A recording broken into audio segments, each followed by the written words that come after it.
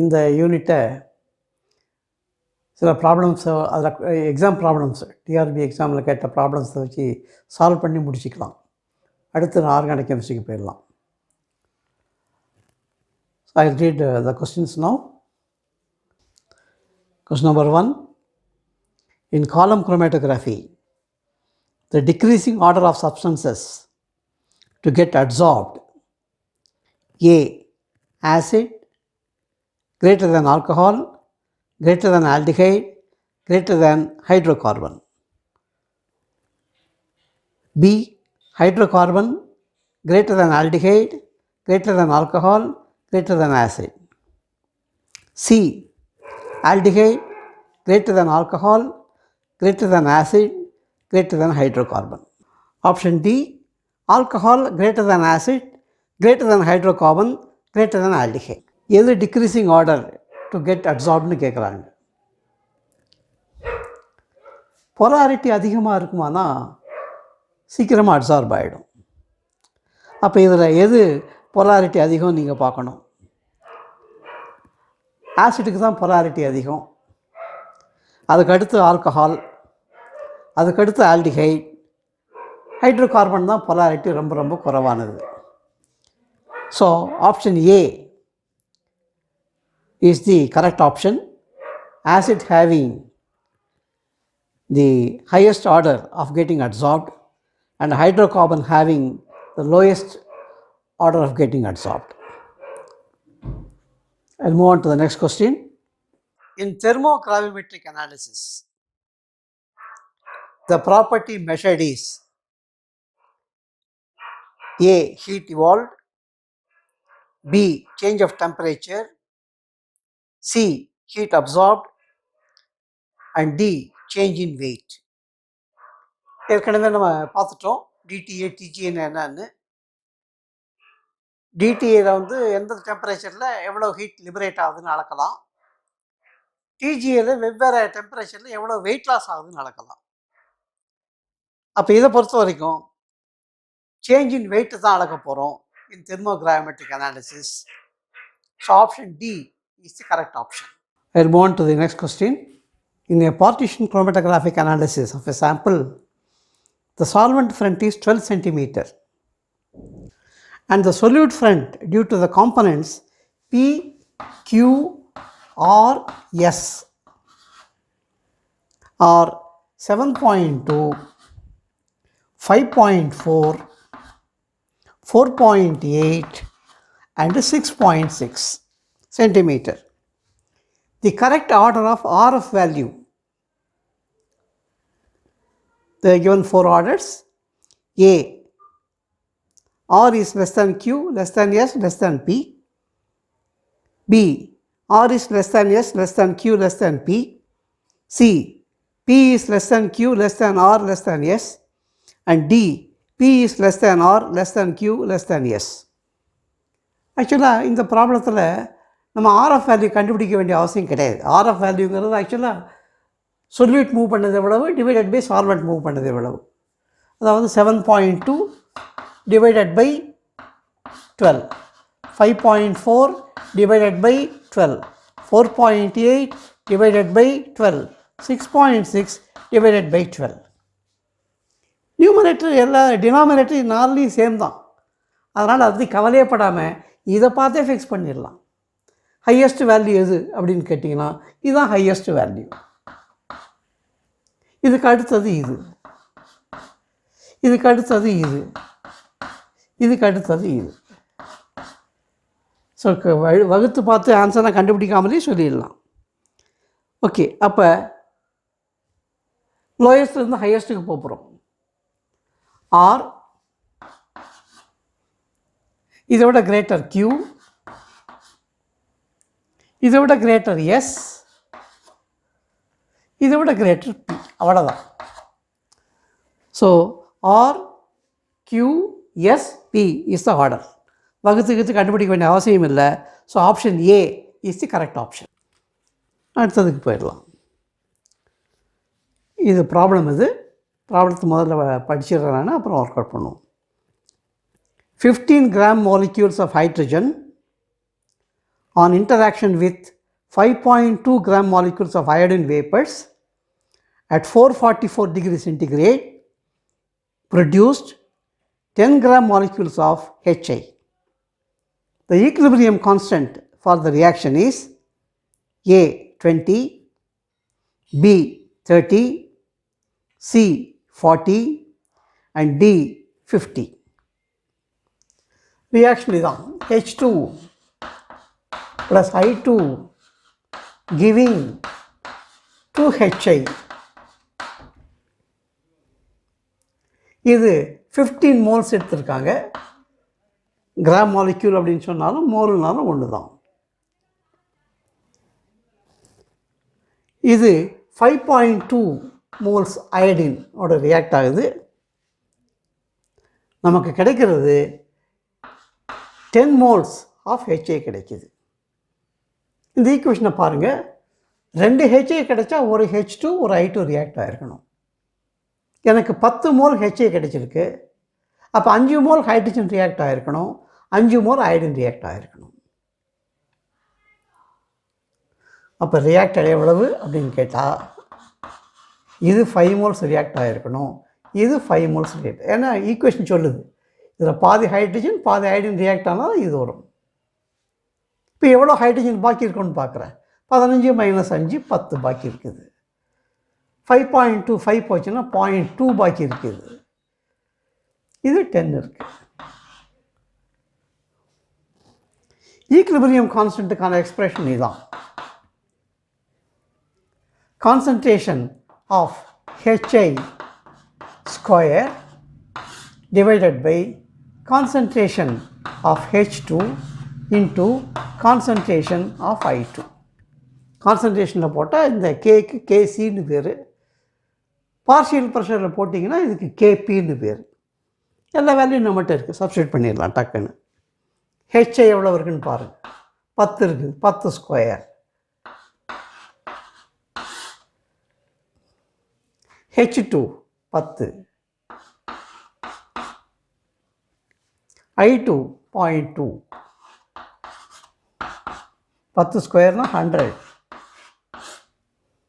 10 into 0.2 2. So 100 by 2 50 is the answer. So option D is the correct option, where it is 50. I go to the next problem. Which of the following solvents has the maximum eluting power? எந்த solvent ஈஸியாக பொருள் நகர்த்தி கீழே கொண்டு வரும் அப்படின்னு கேட்குறாங்க. நான் ஏற்கனவே சொன்னேன், போலார் சால்வெண்ட்ஸுக்கு தான் அந்த பவர் அதிகம். ஓகே, கொஸ்டினை படித்து முடிச்சிடுறேன். A water, B acetone, C chloroform, D methanol. இந்த 4ல் எது ரொம்ப போலார்னு பாருங்கள். வாட்டர் தான் highly polar. So A is the correct option for this question. I'll move on to the next question. Which one of the following is not correctly matched? A. TGA change in weight. B. DTA heat evolved or absorbed. C. DTG change of pressure. D. HPLC chromatography. இதில் எது வந்து கரெக்டாக match ஆகலைன்னு கேட்குறாங்க. Option A வந்து TGA change in weight correct தான். TGA நம்ம follow பண்ணுறது டெம்பரேச்சர் இன்க்ரீஸ் பண்ணுறோம், வெயிட் எப்படி மாறுதுன்னு அளக்குறோம் நம்ம. ஸோ ஏ வந்து correctly matched. B DTA heat evolved or absorbed. டிடிஏல அதான் அளக்குறோம், எண்டோதெர்மிக்கா எக்ஸோதெர்மிக்கா எவ்வளோ ஹீட் லிபரேட் ஆச்சு அப்சார்ப் ஆச்சுன்னு நடக்கிறோம். பியும் correctly matched. C DTG change of pressure. டிடிஜின்னா முதல்ல என்னென்னு சொல்லிடுறேன் உங்களுக்கு நான். தெர்மோகிராமெட்ரியில் நம்ம செய்கிறதெல்லாம் வெயிட் வெர்சஸ் டெம்பரேச்சர். இதனுடைய டிஃபரன்ஷியலை பிளாட் பண்ணிங்கன்னா that's called differential thermogravimetry DTG. dW/dt versus T plot பண்ணணும். ஸோ ப்ரெஷருக்கு அதுக்கும் சம்மந்தமே கிடையாது. ஸோ டிடிஜிக்கும் சேஞ்ச் ஆஃப் ப்ரெஷருக்கும் எந்த சம்மந்தமும் கிடையாது. So that is not correctly matched. So C is the correct option. D is HPLC chromatography. No doubt. HPLC is a chromatographic technique. So, C is the correct answer for this. I move to the next question. The phase diagram of a one component system is shown below. What are the number of degrees of freedom at the points B, X and Y? Options கொடுத்திருக்கிறது A 0, 1 and 2, B 1, 0 and 2, C 2, 0 and 1, D point 0, 2 and 1. These are the 4 options. Okay, நான் அதை explain பண்ணுவோம். இப்போ நம்ம அவங்க கொடுத்துருக்கிற diagram வந்து இதுதான். இட்ஸ் ஒன் காம்பனன்ட் சிஸ்டம்னு சொல்லிட்டாங்க. இது ஏ, இது பி, இது சி, இது டி. இங்கே வந்து எக்ஸுங்கிற பாயிண்ட்டை நோட் பண்ணியிருக்காங்க. இங்கே வந்து ஒய்ங்கிற பாயிண்ட்டை நோட் பண்ணியிருக்காங்க. இப்போ அவங்க கேட்குறது டிகிரிஸ் ஆஃப் ஃப்ரீடம் பிங்கிற பாயிண்டில் எவ்வளவு, எக்ஸுங்கிற பாயிண்டில் எவ்வளவு, ஒய்ங்கிற பாயிண்டில் எவ்வளவு கால்குலேட் பண்ணிடலாம். எஃப் ஈக்குவல் டு இதுதான் degrees of freedom, C minus P plus 2. அவங்க கேட்குற பிங்கிற பாயிண்ட், இது ஒன் காம்பனன்ட் சிஸ்டம் அவங்களே சொல்லிட்டாங்க. C equal to 1. பிங்கிற பாயிண்டில் சாலிட், லிக்விட், வேப்பர் மூணுமே மீட் பண்ணுற பாயிண்ட் இது. அப்போ phases equal to 3 plus 2. That is equal to 2 plus 1 3 minus 3 0. உங்களுக்கு நேரோ டவுன் ஆகிடுது.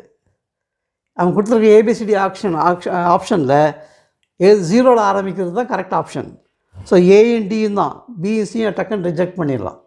Okay, I will explain what is what. X என்னன்னு பார்க்கலாம். இந்த எக்ஸுங்கிற இடத்துல எஃப்பை கால்குலேட் பண்ண போகிறேன் நான். இது வந்து பி. எக்ஸுங்கிற இடத்துல கால்குலேட் பண்ண போகிறேன். எஃப் ஈக்குவல் டு இது one component.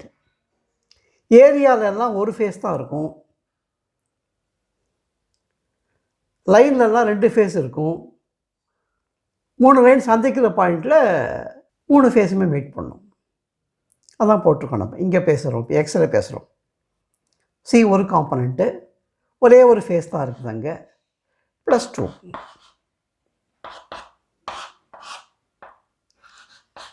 2 is the answer. Y கண்டுபிடிக்க போகிறேன் நான். இப்போ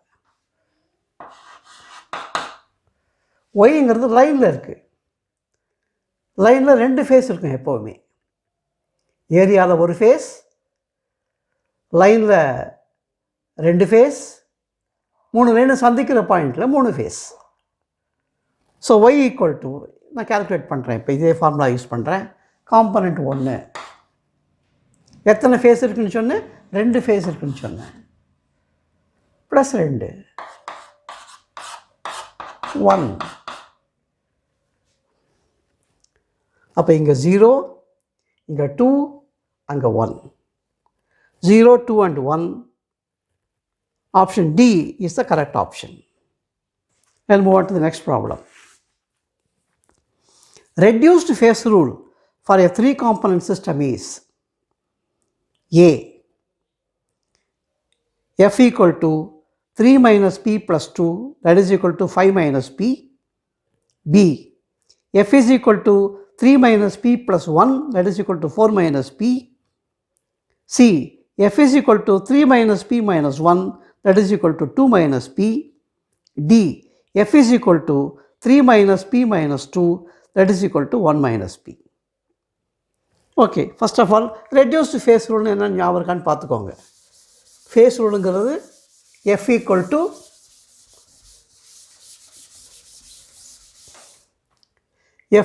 to C minus P plus 2 அப்படிங்கிறது ஃபேஸ் ரூல். கண்டென்ஸ்டு சிஸ்டமாக இருந்தால், கேஸ் இல்லாத சிஸ்டமாக இருந்தால், கேஸ் இல்லாத சிஸ்டத்துக்கு கண்டென்ஸ்டு சிஸ்டம்னு பேர். சாலிடு லிக்விட் மட்டும் இருக்கும். அதுக்கு ஃபேஸ் ரூலை மாடிஃபை பண்ணிக்கிறாங்க. F is equal to C minus P plus 1. இது ஆர்டினரி ஃபேஸ் ரூல். இது ரெடியூஸ்டு ஃபேஸ் ரூல் அல்லது கண்டென்ஸ்டு ஃபேஸ் ரூல் கூட சொல்லலாம். இதை நம்ம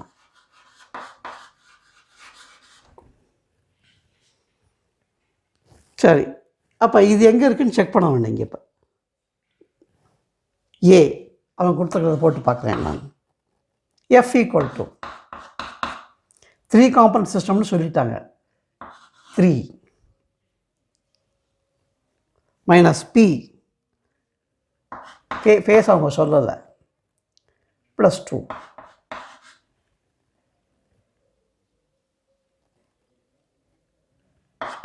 3 plus 2 5 5 minus P B. இது தப்புன்னு நமக்கு தெரியுதா? என்ன ப்ளஸ் 1 தான் ரூல், ரெடியூஸ்டு ரூல். இவங்க 2ன்னு போட்டிருக்காங்க. B F is equal to 3 minus P plus 1. இப்போ 4 minus P. இதுதான் கரெக்டு. ரெடியூஸ்டு ஃபார்ம் ப்ளஸ் 1 தான் வரணும். 3 காம்பனன்ட்னு சொல்லிட்டாங்க. எத்தனை ஃபேஸ்னு தகவல் இல்லை. So 3 minus P plus 1. 3 plus 1 4. 4 minus P. C F is equal to 3 minus P minus 1ன்னு கொடுத்துருக்காங்க. that is equal to 2 minus P. இது தப்பு. D F is equal to 3 minus P minus 2. that is equal to 1 minus P. நம்ம ஏற்கனவே பார்த்துட்டோம். 3 component சிஸ்டம்னு சொல்கிறதுனால reduced phase rule 3 minus P plus 1. So 4 minus P.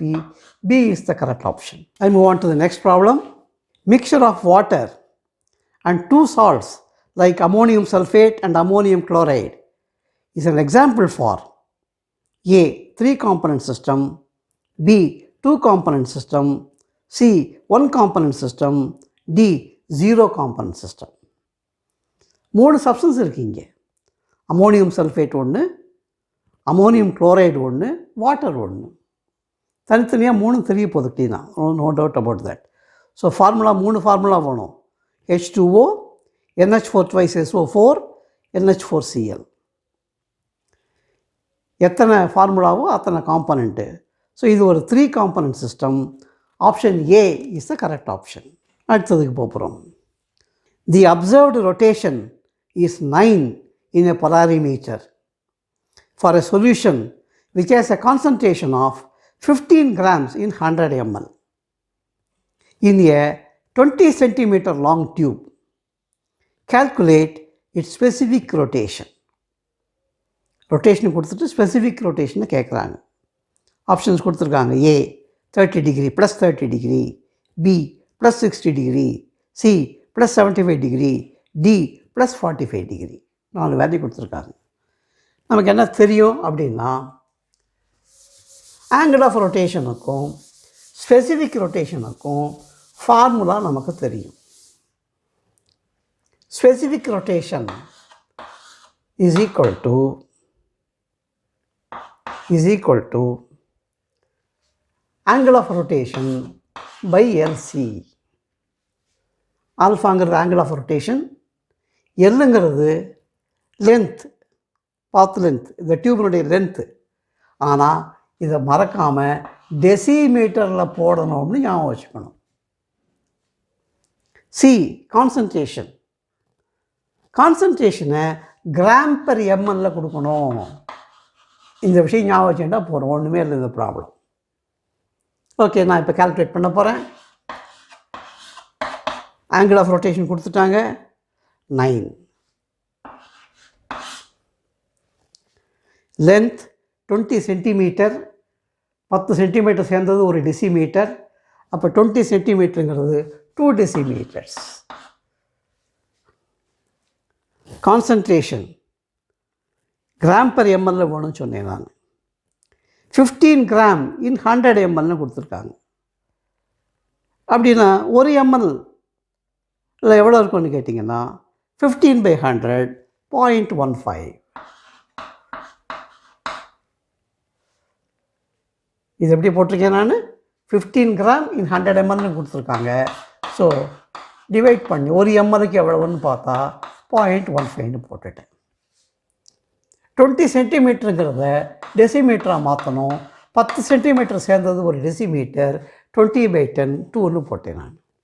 That is equal to 9/0.3. That is equal to plus 30. இதுவும் minus இல்லை, plus 30 degree. So option A is the correct option. I move on to the next problem. If the mobile phase is gas and the stationary phase is liquid, it is known as dash chromatography. Options A thin layer, B column, C paper, D gas liquid.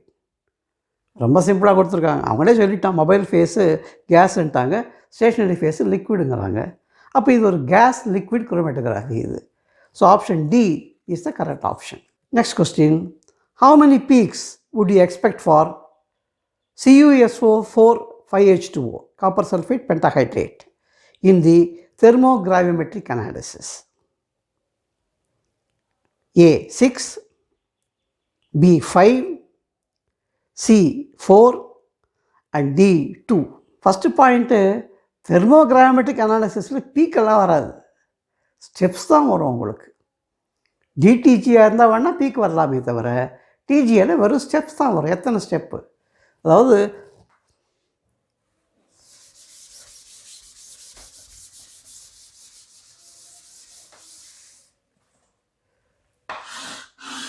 இது weight, இது டெம்பரேச்சர்னு வச்சுக்கிட்டேன்னா ஒரு குறிப்பிட்ட temperature வரைக்கும் wait லாஸே இருக்காது. அப்புறம் டக்குன்னு wait குறையும், அப்புறம் குறையும். அப்போ எத்தனை ஸ்டெப்பில் டீகம்போஸ் ஆகும் தான் சொல்ல முடியுமே தவிர எந்த பீக்கும் இங்கே கிடைக்காது. Okay, will explain this. Copper sulphate pentahydrate, நல்ல கொஸ்டின் இது. ஏன்னா காப்பர் சல்ஃபேட் பென்டாஹைட்ரேட்டுங்கிறது எப்படி டீகம்போஸ் ஆகுதுன்னு கேட்டிங்கன்னா, copper sulphate pentahydrate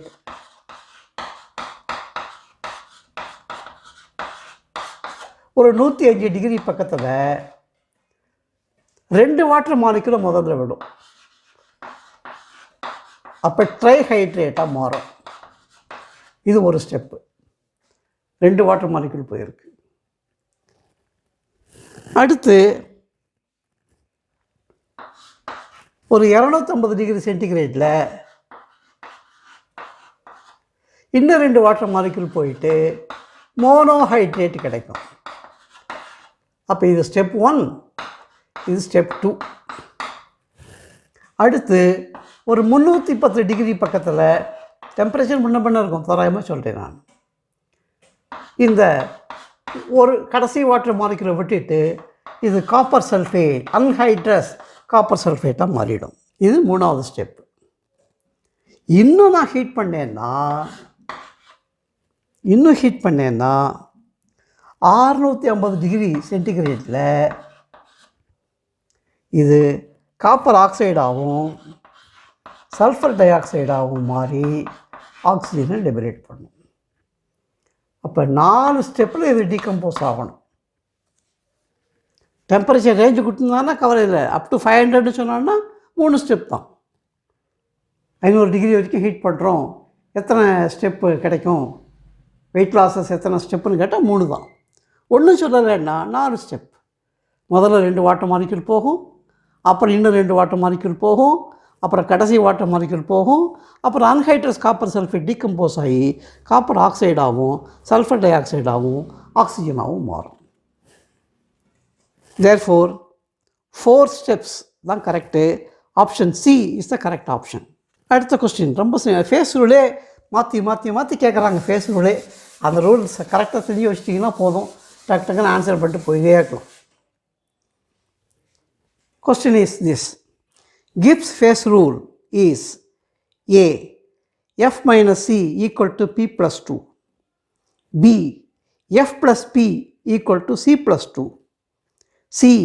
P minus C equal to 2 plus F, D. C plus P equal to 2 minus F. இதுதான் 4. நமக்கு என்ன தெரியும்? F equal to C minus P plus 2ன்னு தெரியும். இதுதான் ஃபேஸ் ரூல். இது எப்படி ரீஅரேஞ்ச் பண்ணாலும் இது வரும்னு பார்க்கலாம். இந்த மைனஸ் பி இந்த பக்கம் கொண்டு வந்துடுறேன்னு வச்சுக்கோங்க. F plus P equal to C plus two. So மைனஸே இல்லாமல் இருக்கிறது option B, F plus P equal to C plus two. So this is the correct option. We go for the next question. The first weight loss in the TGA of CaC2O4 H2O is due to the loss of A. Carbon dioxide, B. Carbon monoxide, C. calcium oxide, D. H2O. அவங்க பேசுகிற compound calcium oxalate monohydrate.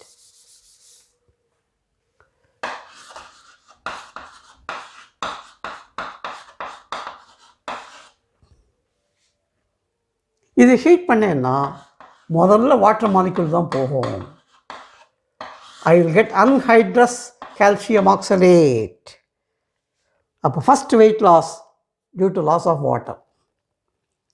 மற்ற தகவலும் சொல்லிடுறேன் நான். இது ஃபர்தராக heat பண்ணிங்கன்னா எதில் பண்ணுறீங்கன்னு பொறுத்தது. எனக்கு CO3 வரும் ப்ளஸ் CO. ஏரில் பண்ணிங்கன்னா CO வராது, CO2ன்னு வந்துடும்.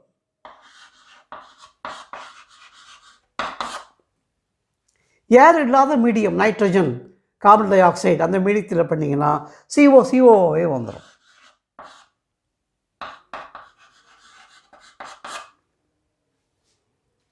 இதுதான் அது டீகம்போஸ் ஆகிற ஸ்டெப்ஸு. நமக்கு இதெல்லாம் நீங்கள் தெரிஞ்சுக்கிறதுக்காக சொல்கிறேன். அவன் கேட்குறது ஒன்று தான். ஃபஸ்ட்டு வெயிட் லாஸ் எதனால் அப்படின்னு கேட்குறான். வாட்டர் போகிறதுனால. So loss of water. So option D is the correct option. Next question. In thermogravimetric analysis, A. Conductivity is plotted against temperature. B. Absorbance is plotted against temperature. C. Weight change is plotted against temperature. D. Actual weight is plotted against temperature. இது தெர்மோகிராவிமெட்ரிங்கிறது வெயிட்டுக்கும் டெம்பரேச்சருக்கும் உள்ள relation தான். அப்போ கண்டக்டிவிட்டிக்கு இதுக்கு சம்மந்தம் கிடையாது. So A is not a correct option.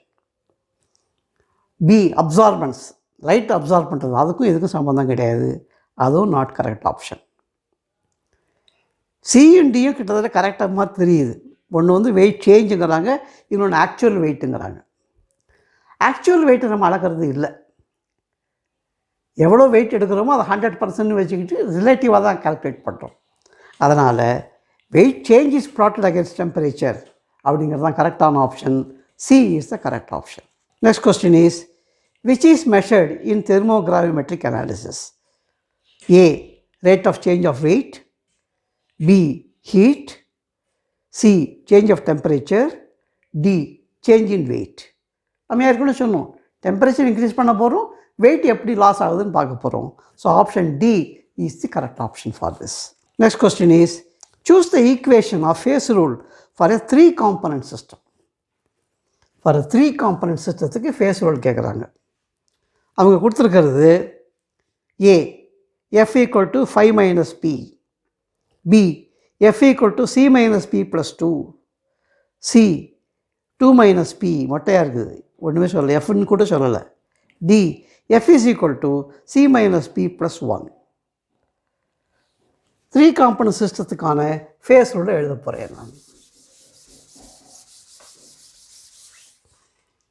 இதுதான் phase rule. F equal to C minus P plus 2. அவங்க condensed ஃபேஸ்ன்னு சொல்லியிருந்தாங்கன்னா ரெடியூஸ்டு ஃபேஸ் ரூல் யூஸ் பண்ணியிருப்பேன், +1 ஒன்றும் சொல்லலை. அப்போ இதுதான் ஃபேஸ் ரூல். 3 காம்பனன்ட் சிஸ்டம்னு சொல்லிட்டாங்க. அப்போ F is equal to 3 minus P plus 2. 3 plus 2 5. F is equal to 5 minus P. Option A தான் கரெக்ட் ஆப்ஷன். எடுத்த உடனே கிடச்சிது answer. A is the correct option. Move on to the next question. Which is measured in differential thermal analysis? A. Change in weight. B. Change in temperature. C. Change of pressure. D. Heat. எது அளக்கிறோன்னு கேட்குறாங்க. Weight change அளக்கிறது thermogravimetry. Change of temperature அளக்கலை, ஏன்னா நம்ம தான் heat பண்ண போகிறோம் அதை கிராஜுவலாக ப்ரோக்ராம்டு ஹீட்டிங் ரேட்டில். சேஞ்ச் ஆஃப் ப்ரெஷருக்கு இதுக்கும் சம்மந்தமே கிடையாது. ஹீட்டை தான் அளக்குறோம். அந்த டிடிஏ கர்வனுடைய ஏரியாவை அளந்திங்கன்னா எவ்வளோ ஹீட் ரிலீஸ்ட், எவ்வளோ ஹீட் அப்சார்ப்னு கிடச்சிடும் அப்படின்னா நமக்கு. ஸோ ஹீட்டை தான் மெஷர் பண்ணுறோம் அதில். So option D is the correct option. Next question, the carrier gas used in GLC, gas liquid chromatography, என்ன கேஸ் யூஸ் பண்ணுறாங்கன்னு கேள்வி. A inert gas, B ammonia, C hydrogen sulphide, D fluorine. ஆக்சுவலாக நம்ம சாம்பிளை separate பண்ணி எடுக்கணும், அது எதுவும் ரியாக்ட் பண்ண விடக்கூடாது, எனக்கு அப்படியே வரணும் சாம்பிள். அப்போ கேரியர் கேஸ் எப்படி இருக்கணும்னு கேட்டிங்கன்னா இனட் கேஸாக தான் இருக்க முடியும். So option A is the correct option. Next question, DTA and TGA techniques are useful for A.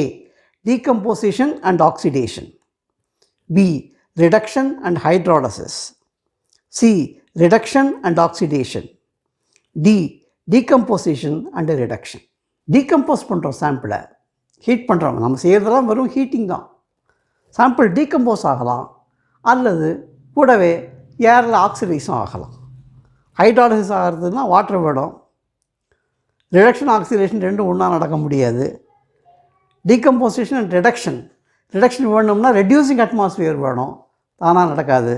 So option A decomposition and oxidation is the correct option. Next question, according to collision theory, the reaction occurs on the collision of two molecules only if they possess a certain minimum amount of energy known as A. threshold energy, B. average energy, C. rotational energy, D. vibrational energy. ஒரு குறிப்பிட்ட அளவு energy இருந்தால் மட்டும்தான் அது collide ஆகும். அந்த minimum எனர்ஜிக்கு threshold எனர்ஜின்னு பேர், average கிடையாது. ரொட்டேஷனல் வைப்ரேஷன் இங்கே வரவே இல்லை.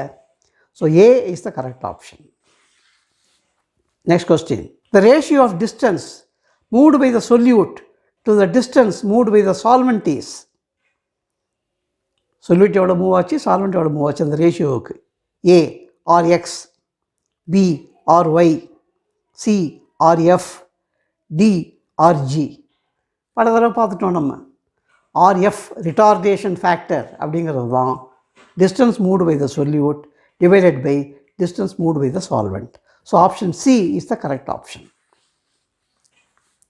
Next question, for the equilibrium reaction N2O4 giving 2NO2, the expression for the degree of dissociation alpha in terms of Kp and total pressure P is A.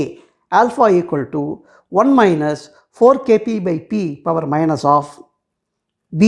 alpha equal to 4P by Kp minus 1 plus of, C.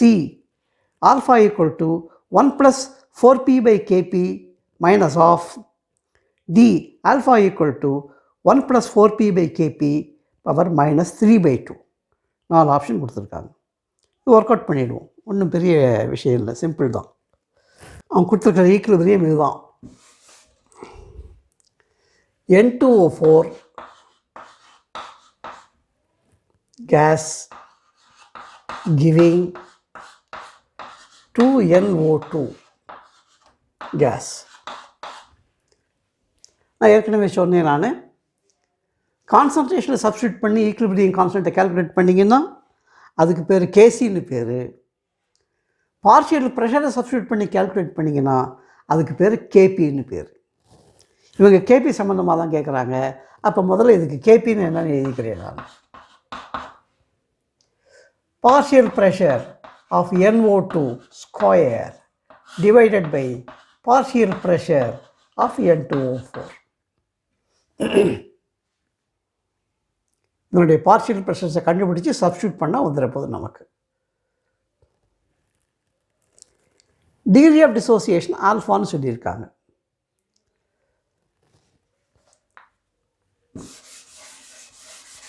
அப்போ நான் ஒரு mole எடுத்துக்கிறதா வச்சுக்கோங்க. ஒரு மோலில் எவ்வளோ react ஆகுதோ அதுக்கு பேர் தான் ஆல்ஃபா. அப்போ ஆல்ஃபா ரியாக்ட் ஆகிடுத்து, இது 1 மைனஸ் ஆல்ஃபா பாக்கி இருக்கும். இந்த ஈக்குவேஷன் சொல்லுது ஒரு N2O4 டீகம்போஸ் ஆனால் 2 NO2 கிடைக்கும். எனக்கு ஆல்ஃபா N2O4 டீகம்போஸ் ஆகிருக்கு, அப்போ இது 2 ஆல்ஃபா கிடைச்சிருக்கும். ஸோ அங்கே இருக்கிற மோல்ஸுடைய நம்பர் இது 1 மைனஸ் ஆல்ஃபா, இது 2 alpha. Total number of moles எவ்வளோன்னு எழுதுகிறேனே, டோட்டல் நம்பர் ஆஃப் மோல்ஸ் மொத்தம் எத்தனை மோல் இருக்குது அப்படின்னு கேட்டிங்கன்னா, இது ஒரு 1 மைனஸ் ஆல்ஃபா, இது ஒரு 2 ஆல்ஃபா, 1 ப்ளஸ் ஆல்ஃபா மோல்ஸ் இருக்குது. டோட்டலாக இருக்கிறது 1 ப்ளஸ் ஆல்ஃபா. அதில் இது 1 மைனஸ் ஆல்ஃபா, இது 2 ஆல்ஃபா. மோல் ஃப்ராக்ஷன் எழுத போகிறேன் நான். இப்போ மோல் ஃப்ராக்ஷனுங்கிறது அந்த சப்ஸ்டன்ஸ் எத்தனை மோல் இருக்குது டிவைடட் பை டோட்டல் எத்தனை மோல்ஸ். இது 1 மைனஸ் ஆல்ஃபா இருக்குது, டோட்டல் மோல்ஸ் 1 ப்ளஸ் ஆல்ஃபா. இது 2 ஆல்ஃபா இருக்குது, டோட்டல் 1 ப்ளஸ் ஆல்ஃபா. இதுதான் மோல் ஃப்ராக்ஷன். மோல் ஃப்ராக்ஷனை டோட்டல் ப்ரெஷரால் பெருக்கினா வர்றது தான் பார்ஷியல் ப்ரெஷர். நான் வச்சுக்கோ இந்த ஈக்குவேஷனை. Partial pressure equal to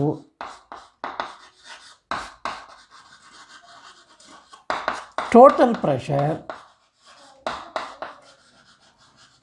into mole fraction.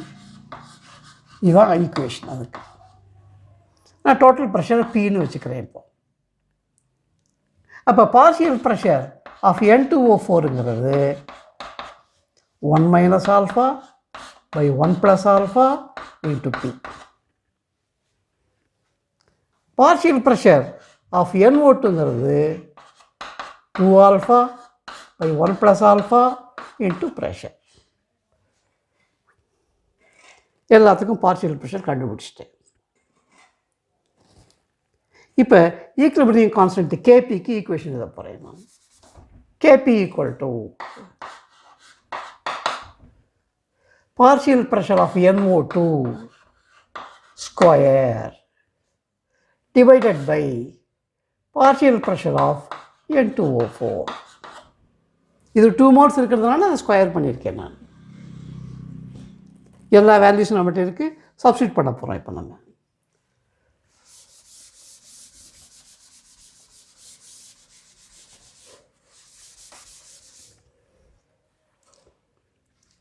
Two alpha by 1 plus alpha into P square divided by 1 minus alpha by 1 plus alpha into P. Expand பண்ணட்டுமா? 4 alpha square P square divided by 1 plus alpha square. இது expand பண்ணியிருக்கேன். இதை இன்டூன்னு போட்டு எழுதினா 1 plus alpha மேலே போயிடும். So 1 plus alpha divided by 1 minus alpha into P. Follow பண்ணிட்டீங்க நினைக்கிறேன். ஓகே, இதை சிம்பிளிஃபை பண்ணணும். அவங்க கொடுத்துருக்கிற எக்ஸ்பிரஷன் வருதான்னு பார்க்கணும், வேறு ஒன்றும் இல்லை. ஒரு 1 ப்ளஸ் ஆல்ஃபாவும் இன்னொரு 1 ப்ளஸ் ஆல்ஃபாவும் கேன்சல் பண்ணிக்கலாம். ஒரு பியையும் ஒரு பியையும் கேன்சல் பண்ணிக்கலாம். எனக்கு கிடைக்க போகிற எக்ஸ்பிரஷன் அப்போ 4 alpha square P divided by 1 plus alpha into 1 minus alpha that is equal to 1 minus alpha square. இதுதான் கேபிக்கான எக்ஸ்பிரஷன். கேபிக்கான எக்ஸ்பிரஷன் இதுதான். அவங்க என்ன கொடுத்துருக்காங்க, ஆல்ஃபா ஈக்குவல் டுன்னு கொடுத்துருக்காங்க. அப்போ முதல்ல இது ஆல்ஃபா ஸ்கொயர் எவ்வளோன்னு எழுதிக்கிறேன், அதுக்கு ரூட் எடுத்து ஆல்ஃபா எவ்வளோன்னு எழுதிக்கிறேன் நான். ஓகே,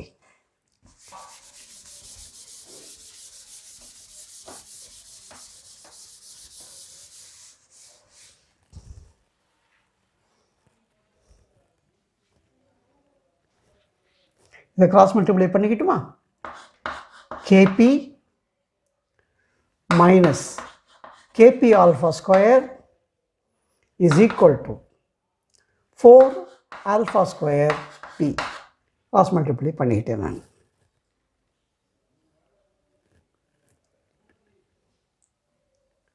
அல்லது Kp equal to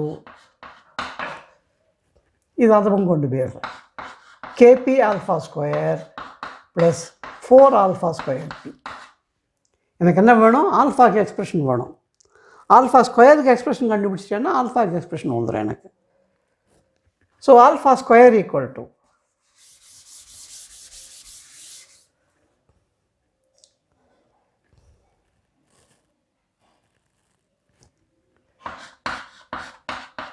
ஆல்ஃபா ஸ்கொயரை காமனாக எடுத்துக்கிறேன். KP plus 4p. அப்போ alpha square equal to KP by KP plus 4p. கண்டுபிடிச்சிட்டேன் alpha square.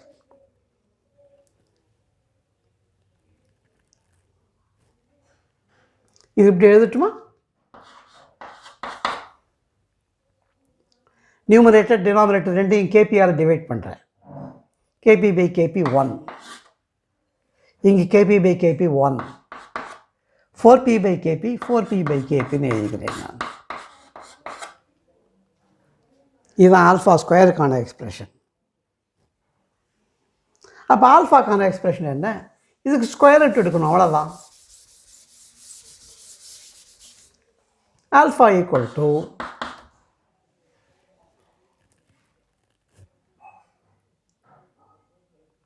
One by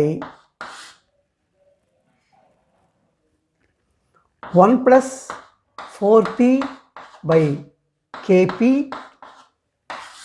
power half. So இது இப்படி எழுதுறாமல் பாருங்கள். 1 ப்ளஸ் மேலே கொண்டு போய் எழுத போகிறேன், வேறு ஒன்றும் இல்லை. 4p by kp மைனஸ் ஆஃப்னு போட்டுக்கிறேன். இது மேலே எடுத்துகிட்டு போனதுனால இது மைனஸ் ஆஃப்னு எழுதிக்க போகிறேன் நான். 1 plus 4p by kp minus half. அவங்க கொடுத்துருக்கிறதுல சி இதான் கொடுத்து வச்சுருக்காங்க. கொஞ்சம் calculation போட்டு தான் சொல்லணும். C is the correct option for this. Next question. In DTA thermogram of calcium oxalate monohydrate, ஏற்கனவே பார்த்தோம், the number of endothermic peaks in air and carbon dioxide atmosphere respectively are A 3 and 2, B 3 and 3, C 2 and 3, D 2 and 2. நான் ரெண்டு தெர்மோகிராமையும் நான் போடுறேன். நான் ஏரில் எப்படி இருக்கும், கார்பன் டை ஆக்சைடில் எப்படி இருக்குன்னு போடுறேன். நான் ஸ்டெப்ஸை ஞாபகப்படுத்திடுறேன். Calcium oxalate monohydrate. ஃபஸ்ட்டு ஸ்டெப்பில் வாட்டரை லூஸ் பண்ணிவிட்டு CaC2O4 மாறும். லாஸ் ஆஃப் வாட்டர் ஒரு எண்டோதர்மா தான் வரும். அடுத்த ஸ்டெப்பில் கால்சியம் ஆக்சலேட் டீகம்போஸ் ஆக போகுது. டீகம்போஸ் ஆகி CaCO3 ஆகவும் CO மாறப்போகுது. ஏர் இருக்குமானா CO2 மாறி XO கொடுக்கும்.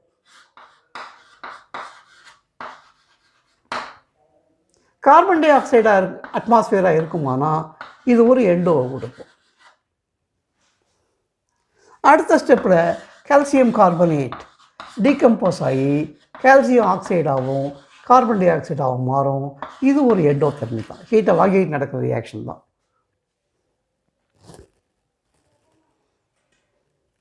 இப்போ ஏரில் எத்தனை எண்டோதெர்ம்? கார்பன் டை ஆக்சைடு எத்தனை எண்டோதெர்ம்னு கேட்குறாங்க. ஏரில் பேசுகிற முதல்ல இது ஒரு எண்டோ. ரெண்டாவது ஸ்டெப்பு ஏராக இருந்தால் எண்டோ கிடையாது, எக்ஸோ அது கிடையாது. அப்போ மூணாவது ஸ்டெப்பு ஒரு எண்டோ. அப்போ ஏரில் 2 எண்டோ வரும். கார்பன் டை ஆக்சைடில் பேச போகிறேன் நான். இது ஒரு எண்டோ. கார்பன் டை ஆக்சைடு அட்மாஸ்பியரில் இது ஒரு எண்டோ. மூணாவது ஸ்டெப்பு எண்டோ தான். அப்போ கார்பன் டை ஆக்சைடு அட்மாஸ்பியரில் 3 எண்டோ வரும். ஏரில் 2 எண்டோ, கார்பன் டை ஆக்சைடில் 3 எண்டோ. ரெண்டாவது ஸ்டெப் ஏரில் எண்டோ ஏன் வரல? CO ஏரில் ரியாக்ட் ஆகி கார்பன் டை ஆக்சைடாக மாறுது. அது ஒரு எக்ஸோதெர்மிக் ப்ராசஸ். ஸோ 2 and 3 அதான் கரெக்ட் ஆப்ஷன். ஆப்ஷன் சி அவன் கொடுத்துருக்கிறதுல ஆப்ஷன் சி இதுதான் கரெக்ட் ஆப்ஷன். அவ்வளோதான். பெரும்பாலும் ஃபேஸ் ரூல் தான். ஒரே இன்வால்வ்டு ப்ராப்ளம் வந்து அந்த ஈக்விலிபிரியம் கான்ஸ்டன்ட்டை கால்குலேட் பண்ணது மட்டும்தான் கொஞ்சம் இன்வால்வ்டு, மற்றதான் ஒன்றுமே கிடையாது. Okay, so that finishes the 5th unit. அடுத்த கிளாஸில் 3rd unit organic chemistry start பண்ணுறேன். See you next time. Thank you.